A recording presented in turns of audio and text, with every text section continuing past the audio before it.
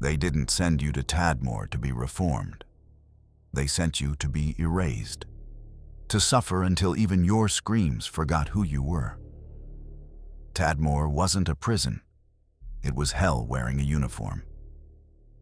Buried in the heart of the Syrian desert stood a place the regime never advertised. But every rebel, thinker, and whisperer feared: Tadmor Military Prison. It wasn't built to hold criminals. It was built to unmake human beings. Housed in the ancient ruins of Palmyra, Tadmor looked like history on the outside and horror on the inside. There were no trials, no defense. A rumor, a wrong word, or the wrong religion, and you vanished. Cells were packed, men forced to sleep on blood-stained concrete. Each block stank of piss, sweat, and broken teeth. Guards carried metal pipes, whips, and wires, not for order, but for sport. The morning ritual? Form a line, stand naked, brace for the beatings, not because you disobeyed, because you existed. Torture had a rhythm here. It was art, a song. They called it the music of obedience. Prisoners were flogged until their backs looked like melted wax, electrocuted with wires dipped in water, hung from ceilings by their arms for hours. One survivor said, "They beat my souls with cables until I forgot my mother's face."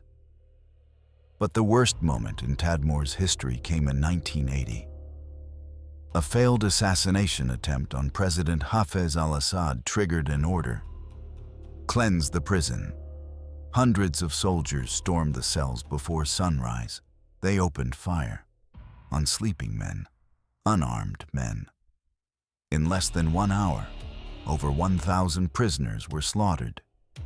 Their bodies dragged out, dumped in mass graves, and never spoken of again. There was no press, no outcry, no names, only silence. A desert wind carrying the memory of a massacre no one dared to speak. Tadmor didn't just punish the body, it infected the mind. Guards would force cellmates to beat each other. If one refused, they both suffered. If both refused, the others in the block were punished. In one experiment, prisoners were denied sleep for 15 days. On the 9th day, one man began laughing uncontrollably. On the 12th, he tried to rip off his own skin. By the 15th, only 2 remained. Neither spoke again. Even the guards broke. Some would go home and drink themselves to sleep. Others began beating their own families. A few disappeared entirely, swallowed by the system they helped maintain. Tadmor became legend, but not the kind they write down. They say when ISIS took control of Palmyra in 2015, they blew Tadmor off the map. They claimed it was a symbolic act to destroy a monument of oppression.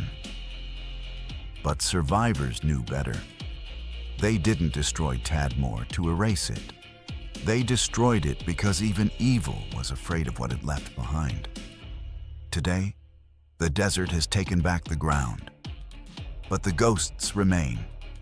No trials, no reparations, no official record of the 1980 massacre. Just broken teeth in the sand, and the screams that still echo beneath it. This was Tadmor, not a prison, a temple of torture. And if you made it out alive, you never came back whole. If this story haunted you, share it, because the world can't forget what governments try to erase. Hit like, subscribe, and join us next week as we go inside a prison where children are locked up before they even understand what a crime is. No Way Out continues. Stay dark,